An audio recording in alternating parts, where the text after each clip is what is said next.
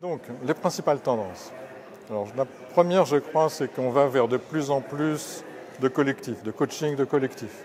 Coaching d'équipe et coaching d'organisation.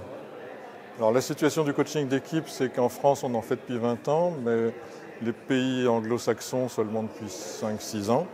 Mais ça explose, enfin, ça va à la vitesse des méthodes américaines avec des formations de masse.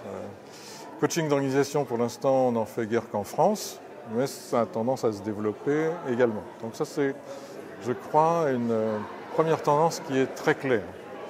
Et ça veut dire qu'il va falloir derrière faire des accréditations de coach d'équipe, des accréditations de coach d'organisation, ça commence à se mettre en place. Il va falloir créer des codes de déontologie, etc. etc. Donc c'est la principale chose. Ensuite, la deuxième tendance, c'est que le coaching va vers de plus en plus de pratiques réflexives.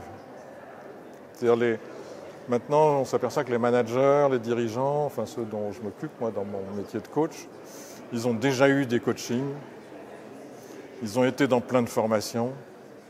Et donc maintenant, le coaching d'il y a 15-20 ans, ça leur suffit plus. Le coaching d'il y a 15-20 ans, c'était centré sur eux.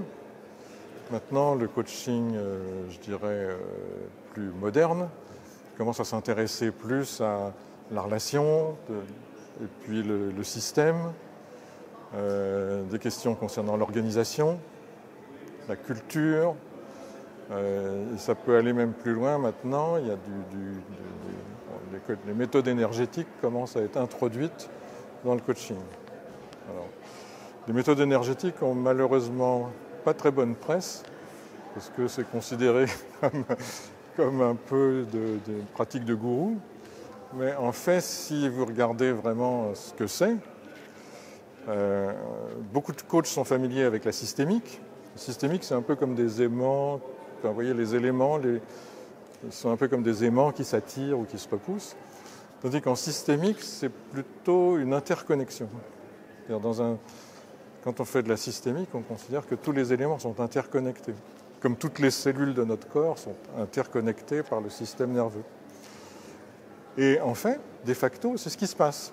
Si vous regardez les organisations, tout le monde est connecté avec tout le monde à travers le digital. Donc on rentre bien dans la systémique, bien que la prise de conscience de cette évolution ne soit pas encore complètement faite.